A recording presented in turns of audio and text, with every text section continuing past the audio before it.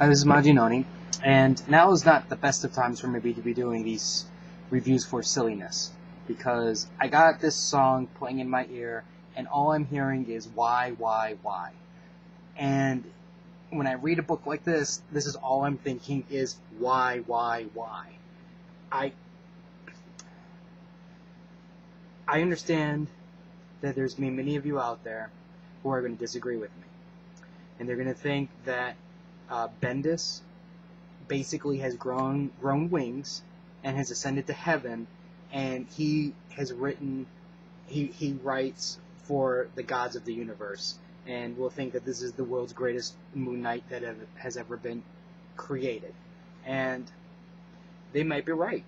Maybe I'm overreacting because of the first issue. Or maybe I didn't drink the Kool-Aid that Bendis served at the party, and I can see things in a clearer light than compared to other people. Now, what I will say on the positive side is this. This is an interesting take on Moon Knight.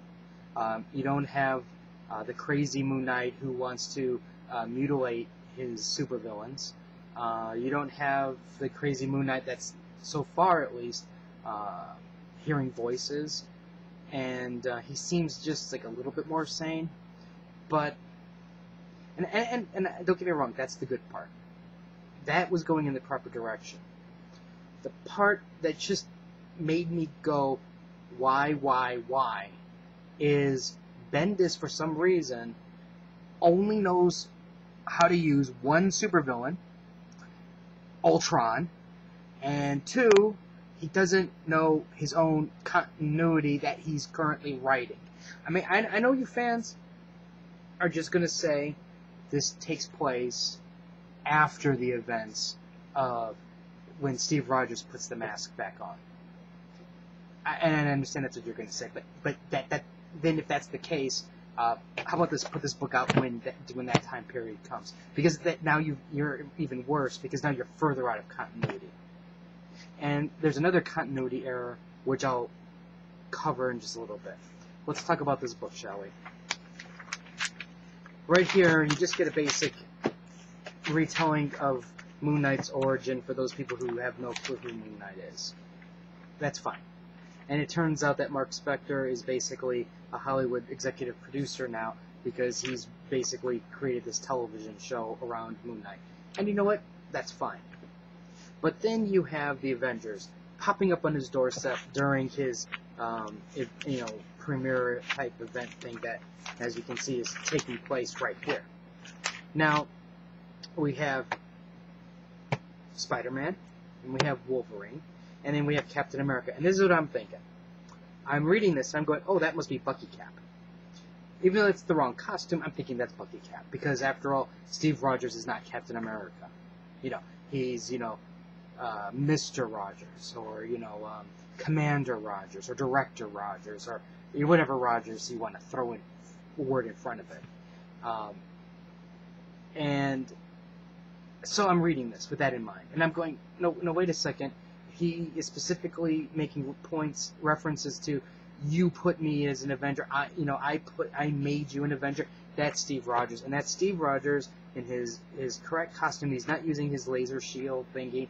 And that means now this is completely out of continuity. Because technically Steve Rogers would not dress up as Captain America. So apparently this guy, Malv, whatever his name is, he doesn't read books, apparently, because he wasn't told that Steve Rogers is not Captain America right now. And apparently Bendis doesn't bother to read the book after it's all drawn, because he wasn't there to tell him, oh, by the way, that costume is wrong, Okay, so apparently what's going on is somebody is setting up shop on the West Coast. And it's something that's bad is going down. They don't know what's going on. So what happens is, like I said, you have Cap, Spider-Man, and Wolverine who go to Moon Knight and say, dude, you're an Avenger now, so now you have to go investigate this because this is your territory. Now let me explain something to you. So you get a big picture idea here. You have a bad guy who's doing something bad to such an extent that you have Steve Rogers, Wolverine, and Spider-Man all coming out to tell you You have to take care of this, right? You got that part. So what happens? Mark Spector puts on the costume and he goes to work, right? But what happens? These guys don't do anything. They let him do all the dirty work.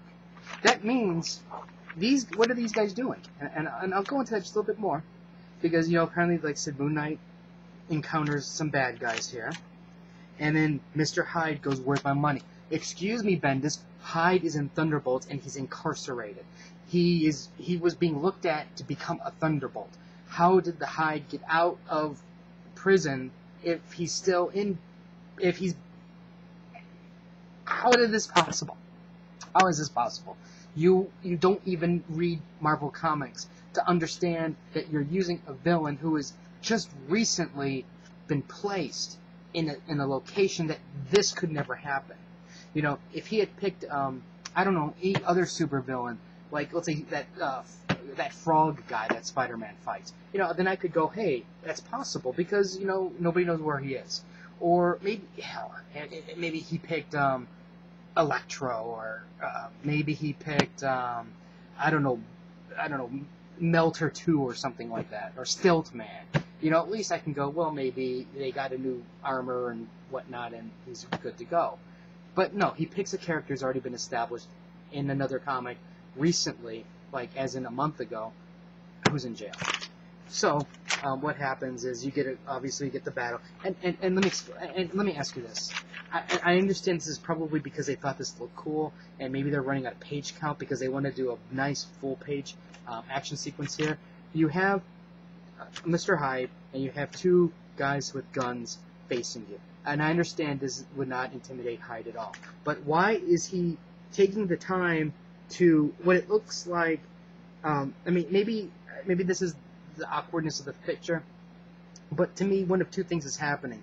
One is he put his arms in between their legs, reaching up to their necks and hitting them on their heads like this. Or he just bothered to just reach around their front and just do the same thing. Why would he do that?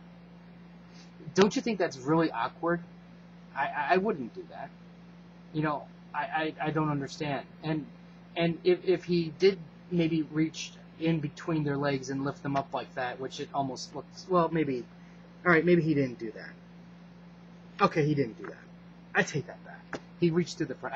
I can see the picture clearly now. Again, I'm hearing why, and I'm still stuck on Steve Rogers in a Captain America costume. But even if he reaches in the front part, why didn't they shoot? Why didn't they do something? Couldn't hit? How did they not see this happen?